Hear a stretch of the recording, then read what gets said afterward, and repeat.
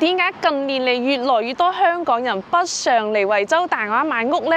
咁最大嘅原因咧，無非就係呢度啦。呢度實在係太近深圳啦。往呢邊睇一睇，深圳人民歡迎你。文文身後呢個位置咧，就係深圳坪山交界啦。咁文文面對住呢個位咧，就係我哋惠州大亞灣。咁旁邊呢個屋苑咧，係屬於惠州市大亞灣屋苑。咁咧一線能生屋苑，能生到咩程度咧？就係我哋俗稱嘅客廳咧喺惠州大亞灣，房間咧就喺深圳坪山啦。咁就係呢個更近深圳屋苑咧，呢個月咧都劈價咗2次。依家咧推出咗一批特價房源係8800，而且咧佢係從騎樓係已經嗌成咗現樓，並且係帶埋裝修嘅。文文而家先帶大家去睇睇先啦。OK， 咁呢個屋苑咧就嗌九晒庫啦，佢而家已經係精裝現樓嘅狀態啦。咁呢個位置咧就係佢樓下底商嘅位置，咁商鋪咧都已經賣晒啦，陸陸續續咧都有人住入嚟，商鋪都開起身嚟啦。咁身後呢個位置咧就係我哋入戶嘅主大門口啊，係喺呢度嘅。咁佢原先咧就係售樓中心嚟嘅，咁依家咧因為全部賣晒，已經係現樓嘅狀態，剩翻最後嘅60幾套清尾盤精裝現樓，所以售樓中心咧都撤咗啦嚇，剩低呢個咧就係我哋入戶大堂比較接地氣。咁2樓嘅話咧，即係呢度2樓，即係我哋嘅一個九晒庫嘅物業中心，係喺呢個位置嘅。咁平時出入嘅話咧，都喺呢度，都有人喺度睇門口嘅。OK， 咁非常之多人話咧，一線能生呢個位置咧，其實冇乜配套，買唔到嘢，因為交界處都係比較山卡拉嘅。但係呢幾個盤唔會，呢個盤咧九晒庫，佢前面啲喺邊度咧？往前面睇白色少少嗰隻嘢咧，就係個建築物，就係我哋寶來廣場。咁平時咧啲餐飲咧、食肆同埋商超咧嗰邊都係可以滿足到晒嘅，並且仲有電影院添。咁再往前面睇個盤咧，係一個美景印象嗰度嘅話咧，其實就係我哋嘅德州城。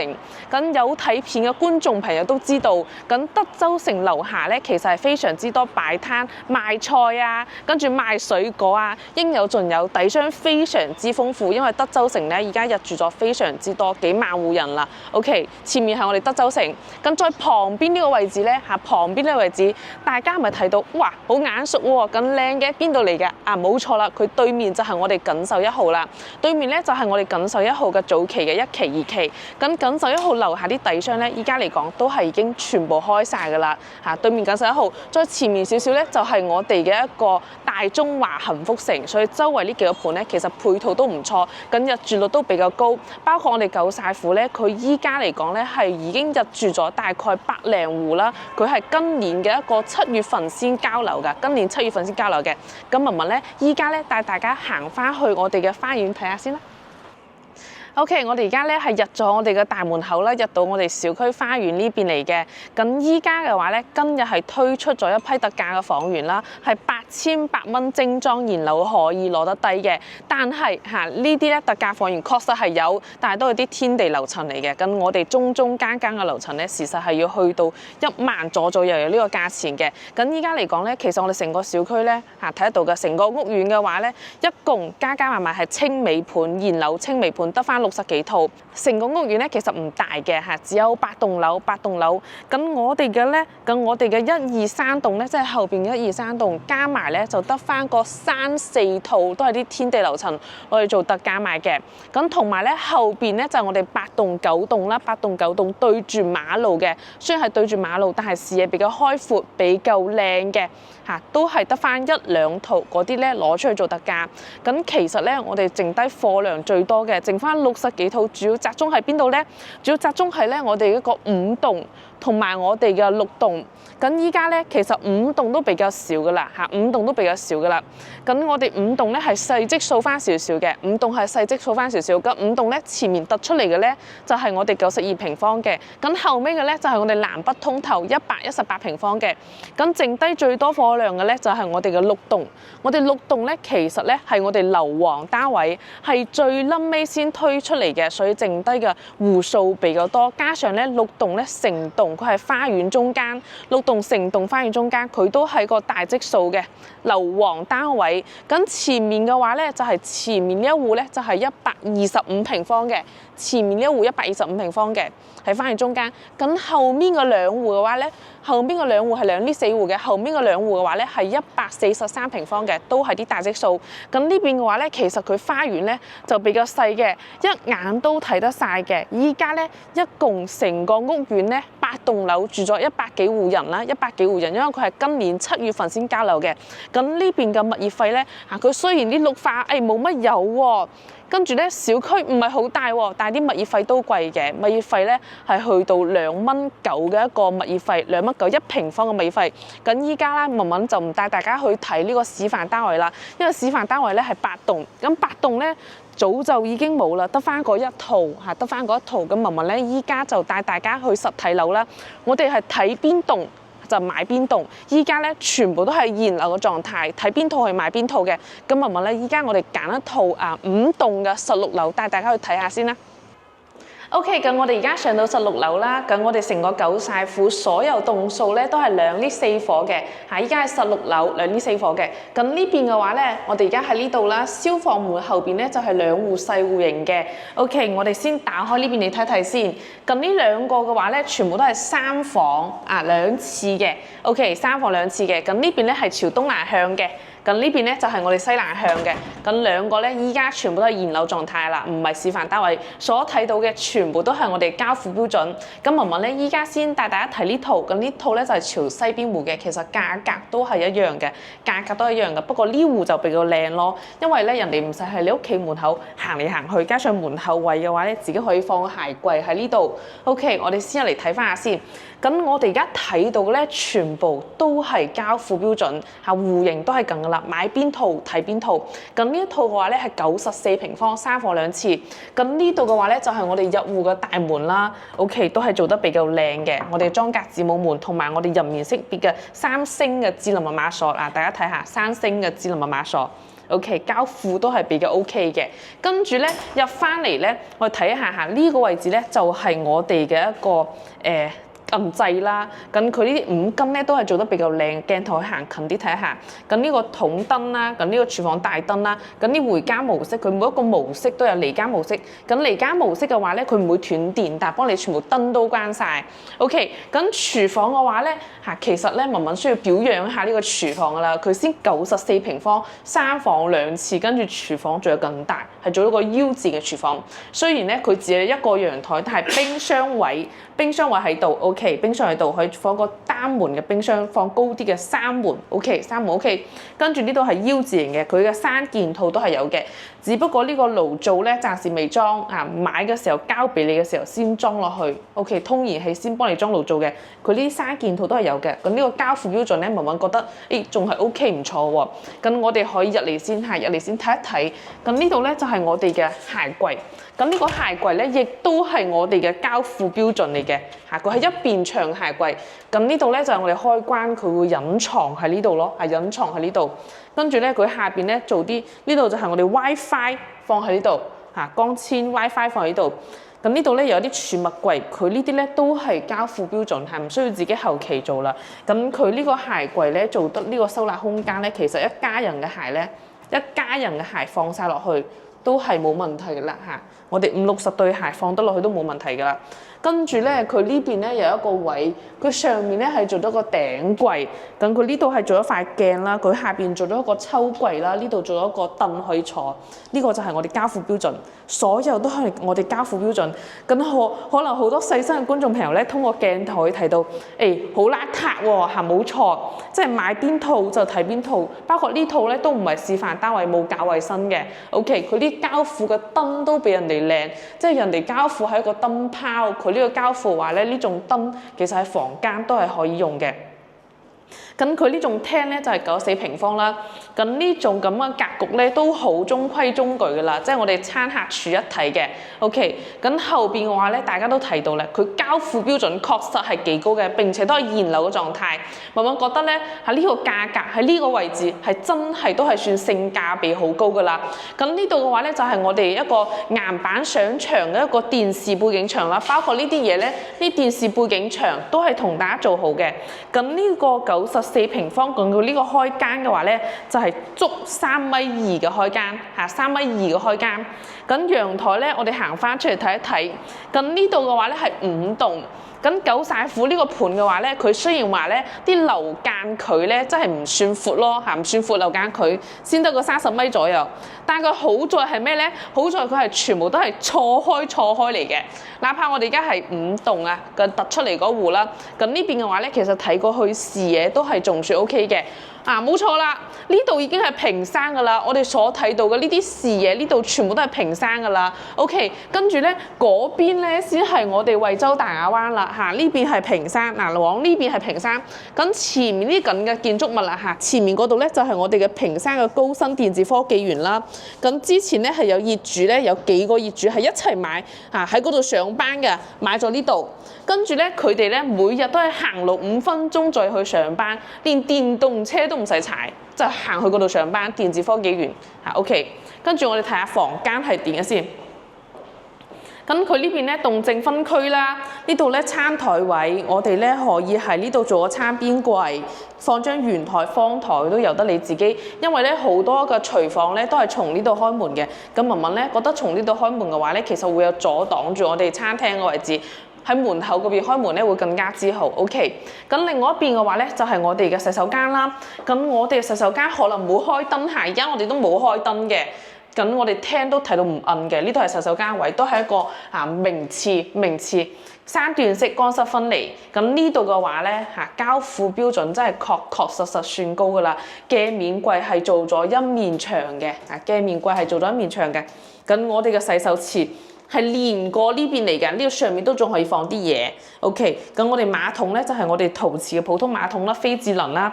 咁我哋淋浴間咧，我哋啲五金啊，我哋啲門啊、隔斷門啊，同埋我哋嘅防滑石都係同大家做好噶啦。咁呢個位嘅話咧，就係俾大家放啲雜物啊，或者係可以坐住沖涼嗰種咯。OK， 包括我哋嘅磨砂玻璃都係已經好噶啦，幾乎買啲家私家電就可以入住嗰種。但係呢個房間咧，仲係需要觀眾朋友去改一改嘅。咁呢度咧冇錯啦，就係我哋俗稱嘅陽改房。咁呢個位置嘅話咧，呢埲牆其實係要拆除嘅。咁呢個門咧係要換咗佢嘅。咁我哋埲牆咧係要拉平喺呢度嘅。OK， 咁呢個位置咧就係我哋陽台佈建㗎啦，陽改房啦，陽改房。咁其實剝咗呢埲牆咧，剝咗呢埲牆咧都有成10個方左右㗎啦。OK， 我哋往呢邊睇一睇添，呢邊睇一睇咧，啲視野都好開闊嘅，啲視野都好開闊。嗰邊咧已經係我哋嘅平山㗎啦，呢個景都好靚，一睇好高科技，冇錯，呢度係深圳，呢邊咧係惠州。咁喺呢度嘅話咧，其實咧我哋係用一個惠州嘅房價享受深圳嘅配套。咁你如果咧係住喺呢邊嘅話咧，你甚至係咩咧？你甚至係可以買深圳嘅社保、深圳嘅醫保。假如咧你係戶口讀書陣時已經係遷咗深圳，如果咧係好多深圳朋友咧喺邊做嘢嘅，咁佢戶口咧已經遷去單位啦，遷去工作單位嗰度咧，佢甚至係咩咧？甚至小朋友你住喺呢度，小朋友可以去到深圳嘅學校嚇。咁呢間房咧就係我哋朝南向嘅一個長輩房啦。咁呢邊睇出去咧視野都冇咩遮擋嘅，都採光好好。OK， 咁呢間房咧飄窗唔剝得嘅嚇，飄窗唔剝得嘅，有10個方左右啦，10個方左右。咁如果係住喺呢度咧，文文只能夠講咩嘢咧？係極致嘅深圍通勤，極致嘅深圍通勤，去深圳超近，真係享受深圳嘅配套，惠州嘅樓價。OK， 咁主人房咧係多咗一個私人洗手間嘅，都係做咗個3段式乾濕分離啦。咁呢個窗咧都係做好磨砂玻璃嘅。咁呢邊嘅話咧，又有一個窗喎，沖涼都焗唔親，去廁所又焗唔親。跟住咧3段式，包括該有嘅嘢都幫大家做好噶啦嚇。跟住咧呢邊咧就係我哋嘅主人房啦。咁主人房咧佢呢個飄窗咧就係唔剝得嘅，就只能係咁啦。咁主人房嘅話咧可以話唔大唔細咯，中規中矩。畢竟咧94平方嚇，94平方3房2廁。咁呢一套嘅話咧，佢16樓嘅價錢嚇，16樓嘅價錢大概咧係12000左右嘅，12000左右。咁無論係港人朋友咧，或者係內地人都好咧，呢度首期咧都係要俾到1.5成，首期大約係13萬、14萬左右，13、14萬左右。咁月供嘅話咧，大約咧喺2500到2800之間。呢套就係我哋嘅細積數嘅。咁依家咧，我哋90幾平方嘅細積數咧，其實都唔係好多可以揀噶啦，即係唔係好多可以揀，反而係大積數剩低啲貨量比較多。依家咧就係青微盤，最後60幾套嚇，就係呢個盤啦。其實佢真係唔大嘅呢個盤，一共咧8棟樓。OK。咁另外咧，文文帶大家睇下呢個4房嘅大戶型先，佢就係我哋嘅邊戶嚟嘅。OK，喺呢個位置。咁呢度兩度咧有兩戶係90幾平方嘅，咁呢兩戶嘅話咧就係我哋118平方嘅，118平方佢係錯開嚟嘅，咁都係我哋獨門獨戶噶啦嚇，獨門獨戶嘅位置。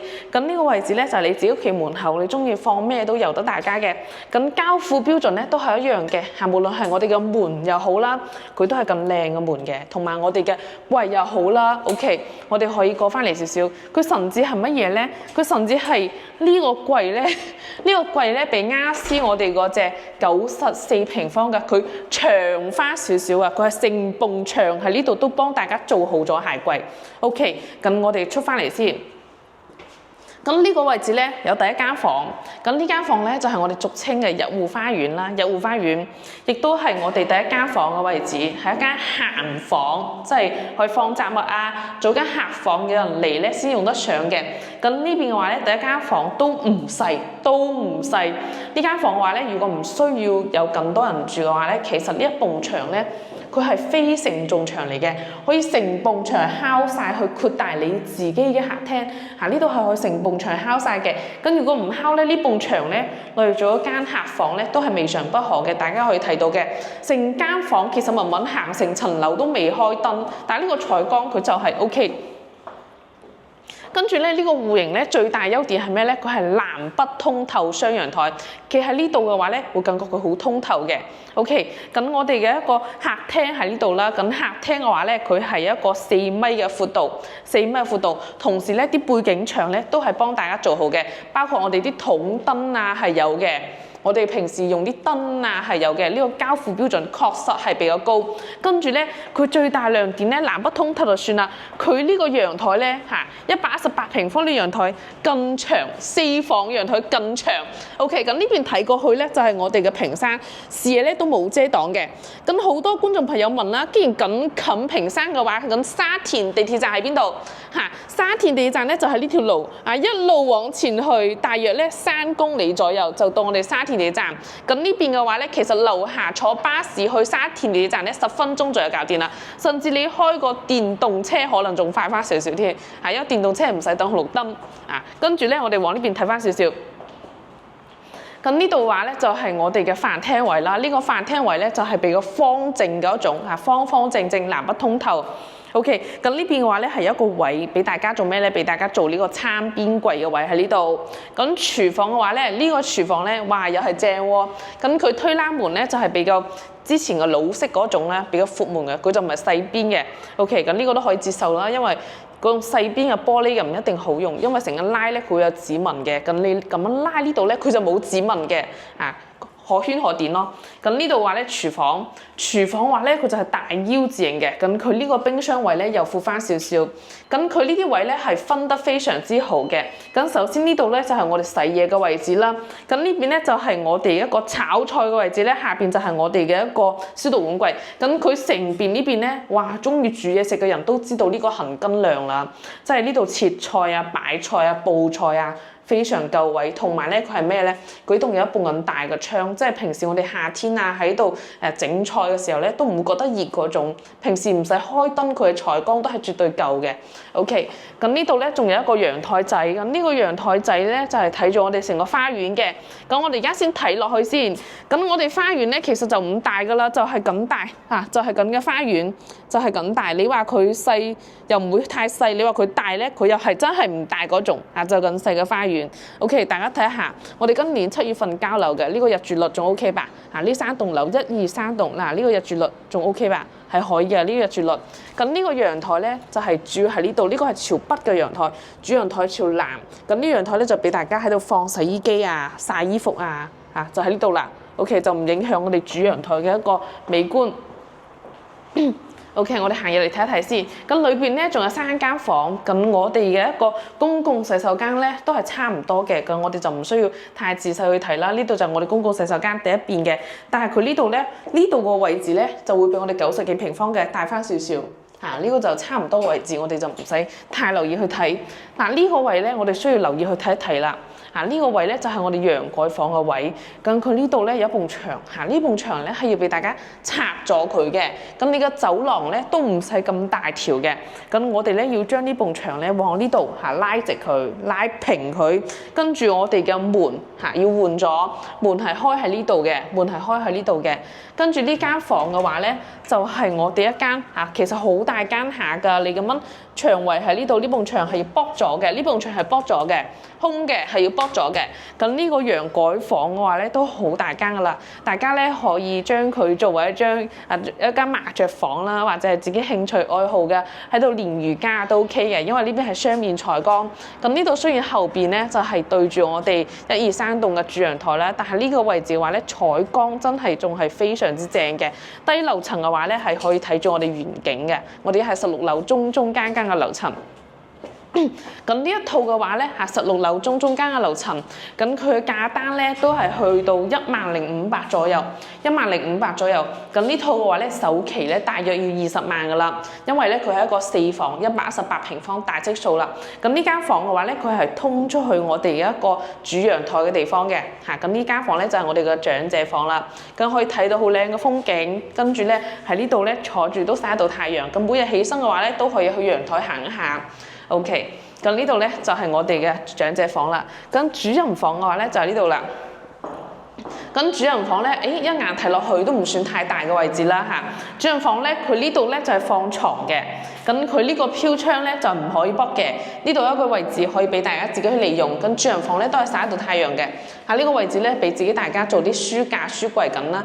咁好多朋友問，衣櫃喺邊度嚇？嗱，呢度就係一個衣櫃嘅位置。咁呢度嘅話咧，可以做一個步入式嘅衣櫃嘅。咁有非常之多觀眾朋友咧，佢係點嘅咧？佢喺度整個推拉門。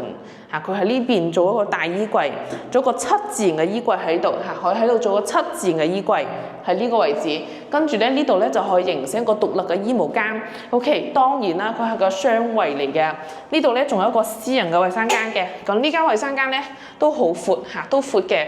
慢企入去都覺得睇緊舒適度比較強。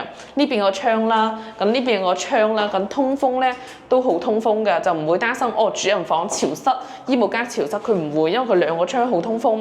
咁呢個咧就係我哋5棟嘅戶型5棟嘅戶型，94平方同埋118平方都係呢4房嘅。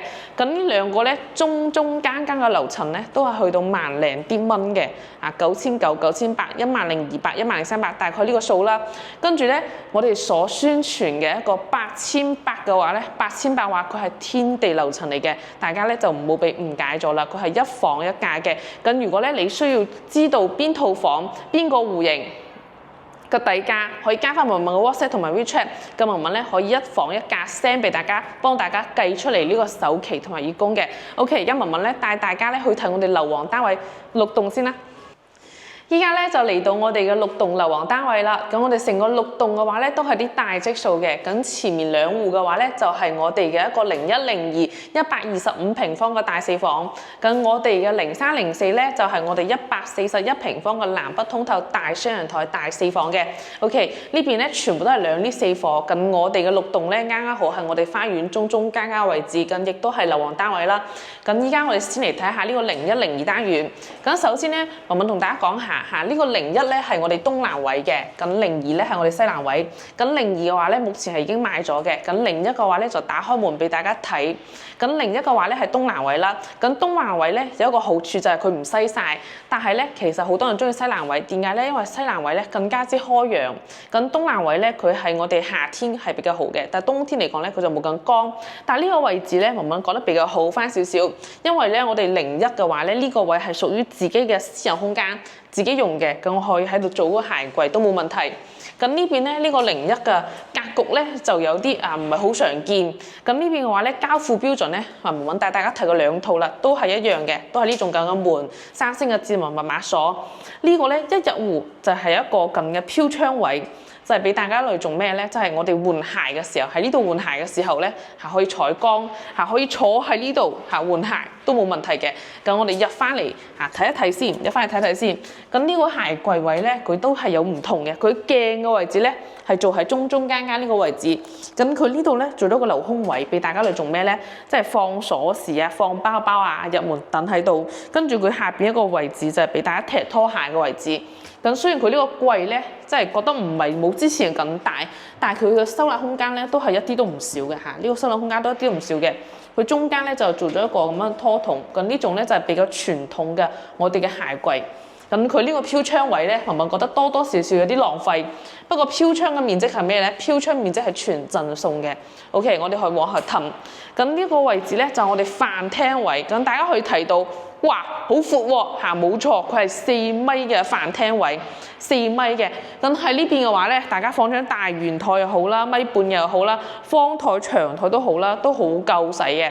咁佢呢度有一個窗啦，咁佢呢個窗咧其實咧就唔係話俾大家嚟睇視野嘅，就係俾大家嚟通風嘅。咁喺呢度開個窗咧，就係咩南北對流。咁我哋南邊咧就喺呢邊，南邊喺呢邊。咁北邊嘅話咧，我哋都做咗一個窗。咁喺呢度嘅話咧，就通風效果會比較好翻少少嚇，通風效果好翻少少。嗱呢度咧都係一個插座嘅，平時打邊爐咧拉條線出嚟都冇問題。咁廚房嘅位置咧，大家睇一睇，因為咧而家冇開燈，都係下午嘅時間，所以廚房係會比較暗翻少少。咁呢個廚房咧，佢就係 U 型廚房嚟嘅。咁佢125平方大積數喎。咁呢個廚房嘅話咧，做成咁咧就好中規中矩㗎啦。呢個冰箱位咧125平方嘅大積數，呢個冰箱位更細隻。咁另外呢邊嘅話咧，就係我哋嘅一個，仲有一個陽台仔嘅位置。咁呢個陽台仔咧，睇翻呢邊咧就冇嘢睇㗎啦。呢個陽台仔就俾大家放啲吸塵機啊、裝熱水爐啊、洗衣機啊、晾衫嘅位置，晾衫嘅位置。OK， 往另外一邊。咁呢個格局嘅話咧，文文覺得其實呢個格局冇咁好用，但係你話佢大，佢又真係大，真真正正嘅大4房。咁呢個位置咧，佢就係一個4米真真正正嘅4米嘅一個超大嘅一個客廳位置。咁喺度放電視都要放大部啲，就喺後邊先睇得清楚。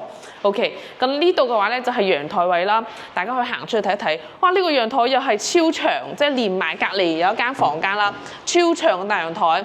咁我哋咧喺呢度咧陽台嘅話咧就係有6米長陽台。咁往呢邊睇翻出去嘅話咧，就係我哋一個視野都冇咩遮擋嘅。咁嗰棟高樓嘅話咧就我哋錦繡1號嘅。OK。咁呢度嘅話咧，大家可以睇到，雖然佢呢個九寨虎呢個盤咧，佢樓間佢唔係好闊，但係咧佢每棟樓同每棟樓之間咧，佢啱好係錯開嚟嘅。哪怕我哋依家係6棟咧，睇呢個位置都好，都係一個留空嘅位置，大家睇到遠景嘅。OK， 咁前面咧就錦繡1號，咁大家可能會睇到，哇！咁前面錦繡1號啲玻璃咁靚嘅咁對比起身嚟咧，我哋九寨虎係咪差好多意思咧？冇錯啦，九寨虎比較接地氣。咁佢依家咧，哪怕大色數佢價錢咧都係賣到1萬蚊左右，精裝現樓。咁對面嘅話咧，特價都有14000，咁1平方咧差4000蚊，咁肯定就係呢邊性價比比較高噶啦。OK， 往呢邊睇一睇，我哋嘅一個休息間位置。咁呢度咧，哇，呢個視像頭從呢邊睇過去，呢條走廊真係長，都講明咩咧？呢個公攤位置就有噶啦，同埋呢個房間都好大。OK， 第一間房都係我哋最細間嗰間房，大概係12-13個平方，係我哋長者房嚟嘅，連住我哋嘅一個南向主陽台。OK， 就呢間房位置。咁另外咧，呢度咧就係我哋一個公區洗手間嘅位置。咁呢個公區洗手間嘅位置咧，文文覺得就係中規中矩咯，窄窄地嘅。但係咧呢個膠標咧確實係唔錯嘅。咁文文有留意到睇咩咧？佢上面咧係有我哋嘅浴霸嘅。即係熱風、冷風都係有嘅。咁平時咧，我哋其實住日夠晒苦到嚟咧，其實硬裝都唔需要點樣去改嘅啦，唔需要點樣改。咁唯一最大嘅改動係咩咧？就係呢間房嘅位置。咁睇到呢間房，哇！呢個位置咁大咩啦？冇錯啦，呢度又係一個俾我哋落去剝嘅牆。咁呢個牆咧係要剝咗嘅，咁呢個門咧又係要換咗嘅。咁呢間房嘅話咧，其實剝咗呢個牆嘅話咧，咁呢間房係好大間嘅，有15個方左右。但係咧就係要剝呢個牆，就係要改動，又要封窗。要自己去封呢個窗，呢個陽蓋房嚟嘅，要自己去封呢個窗。跟住咧呢邊嘅話咧，我哋要拉啲透明嘅紗簾。咁呢度咧就係視野唔係咁好，兩邊都俾啲樓擋住啦。呢間就係我哋陽蓋房，但係都大間。咁呢度咧有一間房似喎，呢間都大間。大家睇下，加埋呢個飄窗，飄窗係全贈送嘅位置，都有成15個方左右，佢就係大咯。跟住咧視野嘅話咧，呢邊就冇乜咁好睇啦。怪唔知得02係賣咗嘅。咁02嘅話咧，可能房間咧會開揚啲劑，冇俾前面棟樓擋住。咁我哋主人房咧都係一個字係咩咧？非常之大，大下睇緊舒適好強。跟住咧主人房放張1.8米嘅床，佢衣櫃個位嘅話咧，衣櫃位喺呢度嘅。但係咧，文文吐槽下，呢個衣櫃位喺呢度，其實呢個衣櫃位好細嘅，即係放唔到乜嘢。咁咧我哋鋪床放喺度。咁唔可能只一個2-3門嘅衣櫃擺一個女主人嘅衣服唔夠放嘅，所以呢個戶型咧，文文覺得唔係咁好。咁呢個戶型嘅價錢咧，都係8800到10500左右。最新價錢8800到10500左右。咁呢度咧係一個私人衞生間嘅4房2廁。呢個咧就係我哋樓王單位6棟嘅125平方。唔知大家覺得呢個格局點樣樣咧？文文覺得咧呢條走廊咧特別長。咁日日行呢條走廊咧都有得行噶啦，日日行條走廊都有得行噶啦。咁另外咧，仲有一個最大嘅積數嘅，就我哋141平方嘅4房。帶大家睇下先，就係呢邊啦，都係個邊位嘅位置。咁呢度嘅話咧，就2戶都仲有，2戶都未賣，因為我哋6棟係最撚尾先攞出嚟嘅。咁文文帶大家咧睇呢個西邊嘅，因為西邊咧比較開揚，從呢度都可以睇到噶啦。呢度係開揚嘅。OK， 咁呢邊嘅話咧係陽光係曬唔入嚟嘅，因為呢一戶嘅話咧會俾前面棟樓擋住翻少少。我哋睇西戶先。OK， 咁呢個位置咧獨門獨戶啦，咁行入嚟睇翻少少。呢度咧有一個位置，咁呢度咧有一間房仔其實唔可以講房，係陽台。咁呢個咧就係我哋入戶嘅陽台。咁呢個位置俾大家做咩咧？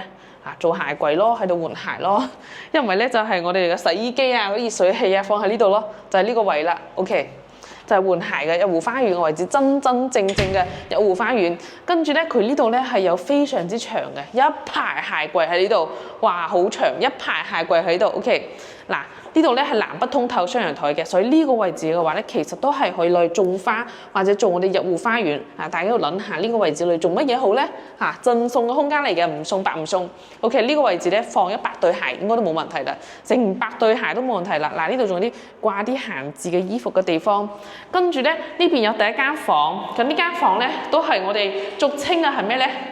保姆房。OK， 咁如果有客戶嚟到或者係有請工人嘅話咧，其實係住喺門口呢間房，係咩咧？互不打擾。呢間房隱私性比較強，即係你喺呢間房打麻雀好啊，做咩好啊，你嘈唔到喺裏邊休息嘅人。OK， 咁往呢邊睇啦。哇，超大，有開揚，哇，真係非常之大。咁呢個廳嘅開間咧係4.5米，南北通透，並且太陽曬入嚟，喺冬天非常之舒服。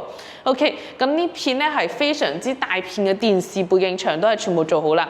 但大家可以往上睇一睇，呢個簡單嘅雙眼皮吊頂都係比較靚嘅。OK， 咁我哋從我哋主陽台行出去睇一睇。咁呢個陽台話咧係有6.8米咁長嘅嚇，呢個陽台6.8米咁長。咁呢邊嘅話咧又會相對比較開揚翻少少，我哋可以從呢度睇出去嚇，從呢度睇出去。咁咧佢呢邊咧係啱好斜斜地咁樣睇出去，睇遠景，睇條馬路嘅。咁呢邊咧又係可以睇到我哋屏山嗰啲科技產業園喺度嘅。呢個就係我哋陽台嘅視野，都比較開揚。OK， 我哋入翻去睇一睇我哋嘅飯廳先。咁大家可以睇到啦，其實呢個飯廳咧，飯廳都有4米嚇，飯廳都有4米，非常之闊。咁我哋可以做餐片櫃啦，可以做喺呢度都冇問題嘅，放張大圓台喺度都冇問題。咁如果係香港朋友嘅話咧，喺我哋嘅深圳交界大亞灣呢個位置有一套更大套嘅房。咁平時咧，如果係香港親戚朋友多嘅話，週末咧一齊過嚟呢邊聚會，有一套更大套嘅房都係好舒服嘅，未嘗不可嚇。畢竟咧呢套落嚟嘅話咧，呢套落嚟嘅話其實咧係130萬左右。呢個價錢咧喺深圳屏山嘅話，都只能夠買一套80幾平方、70幾平方細細間嘅。但係呢個交界嘅位置，你就可以擁有咁大套房嚇，放喺度。平時週六週日過嚟住都好舒服嘅，養老都好舒服。呢個位置就係惠州嘅房價，深圳嘅配套。咁你平時哪怕係睇醫生、醫療都好，你都可以買到屏山嘅社保、深圳嘅社保。咁哪怕我買嘢又好，我唔去寶來廣場買嘢，我都可以去深圳屏山買嘢。屏山都有我哋嘅益田街 holiday。OK， 咁如果係我哋坐高鐵嘅話咧，咁呢度去高鐵站去惠陽站就肯定遠啦，呢度去惠陽站成半個鐘頭。但係呢個位置你都唔需要去惠陽站啦，我哋直接係打個車大概15分鐘去到我哋屏山站。咁從屏山站嘅話咧，大約係15分鐘，屏山站15分鐘就去到我哋嘅一個深圳北站啦嚇，近過我哋惠陽站再前面一個站添嘅。OK， 咁呢個位置咧就係我哋一個生活陽台嘅位置啦。咁呢度嘅話咧，其實係俾我哋平時曬衫。OK， 曬衫放洗衣機嘅位置，放洗衣機位置，咁睇落去咧都係睇到個遠景嘅。咁其實呢一戶嘅話咧，無論你係高樓層、低樓層都舒服，因為兩邊都係可以睇到嘢嘅。OK， 咁呢度咧就係我哋廚房位啦。咁呢個廚房位咧都係一個大 U 型嘅廚房。OK， 咁呢個冰箱位咧就闊翻少少啦。啊，雙開門冰箱位 OK 啦。跟住咧，我哋嘅一個洗菜位啦、炒菜位啦、切菜位、放煲、梯煲冷餐一大片都有得放啦。明廚啊，明廚。房間咧嚇，帶大家睇睇先，究竟有幾大嘅房間 ？OK， 咁我哋先從我哋呢度咧，就係我哋公區洗手間開始睇。咁呢個洗手間咧，文文都好滿意嘅。佢呢個交付標準確實做得唔錯。咁如果簡單啲咧，唔想花咩錢裝修咧，買幾萬蚊家私家電入住都 OK 噶啦，都唔使點去裝嚇，換下啲燈，甚至咧係咩咧？甚至房間嘅燈咧都可以就咁用噶啦，都唔使換啦。OK， 咁呢間房嘅話咧就係我哋長者房啦。咁呢間房咧係成塊咁樣嘅落地窗嚇，一片嘅落地窗可以通出我哋嘅主陽台嚇。呢點咧值得點個 like， 點個 like。OK。咁另外咧就係我哋嘅陽蓋房啦。咁呢個陽蓋房咧，大家要喺呢邊結一個牆嘅嚇，結個牆，跟住門咧喺呢度開嘅，要改呢埲牆咧係剝咗佢嘅嚇，剝咗佢嘅。咁剝完之後咧，其實呢間房咧都好大間噶啦，都好大間。咁平時咧就似文文講嘅，如果香港朋友嘅話咧，喺呢邊擁有一套咁大間嘅房咧，就係俾我哋咩咧親戚朋友啊嚇，孫仔啊孫女啊，平時咧節假日放假啦、年假一齊上嚟呢邊咧住翻個一個星期、一個月咁一齊去玩、去聚會、享受呢個天倫之樂，真係非常之舒服嘅。OK， 咁呢邊去深圳又非常之方便喎嚇！我早上坐個地鐵，我就去到深圳中心福田行街買嘢啦。OK， 主人房咧就喺呢度啦。咁呢間主人房咧都係夠晒大間嗰種啦嚇，放張1.8米嘅床都綽綽有餘。咁衣櫃位喺邊度咧嚇？呢度你就放一張床。放一張梳妝台就冇問題啦。衣櫃位喺呢度啊嚇，佢呢度咧有一個獨立嘅衣帽間位嘅，佢呢度咧就係女主人獨立嘅衣帽間位，喺呢度咧做一排衣櫃嚇，呢度就係我哋獨立嘅衣帽間位，做到頂都冇問題。咁呢邊嘅話咧，佢仲有我哋嘅公區洗手間嘅。咁呢個公區洗手間咧，佢特登去點樣咧做闊咗。做輔助。咁佢呢個位置咧，其實我哋中意放浴缸嘅，我哋都唔摸呢個玻璃都 OK 啦。我哋就喺度放個浴缸，都係放得落嘅。咁呢個淋浴區放浴缸其實係啱啱好嘅位置嚇，放個細浴缸係完全放得落嘅。咁呢個咧就係我哋141平方嘅。咁雖然咧141平方係大戶型，但係佢價單咧都係一樣，8800蚊到10500左右。咁咧成個一線能生嘅位置嚇，我哋有大中華幸福城啦。依家咧我哋德州城又賣晒啦，德州城就唔計。咁大中華而家係無坯嘅，價錢去到9000幾左右啦，8000幾嘅咧係啲比較差嘅樓層。咁咧過嚟咧就係我哋錦繡1號啦，對面錦繡1號，而家特價係14000。咁我哋大積數嘅話咧要去到15000幾嘅。咁 OK，咁再過嚟咧就係我哋維灣中心啦嚇。維灣中心嘅話咧，而家價單咧去到9000幾左右嘅。咁我哋可以對比係咩咧？我哋可以對比下維灣中心同埋我哋九寨府一線能生，文文就推薦呢兩個盤去對比嚇。我哋嘅一個維灣中心同埋九寨府一線能生就係推薦呢樣盤去俾大家對比。咁文文咧覺得其實係九寨府呢個盤咧會好過我哋維灣中心，因為佢周邊咧嚇包括入住率都會熱鬧過我哋維灣中心嘅。咁如果咧係感興趣嘅話咧，可以幫文文呢條視頻點翻個 like。OK， 我哋下期再見，拜拜。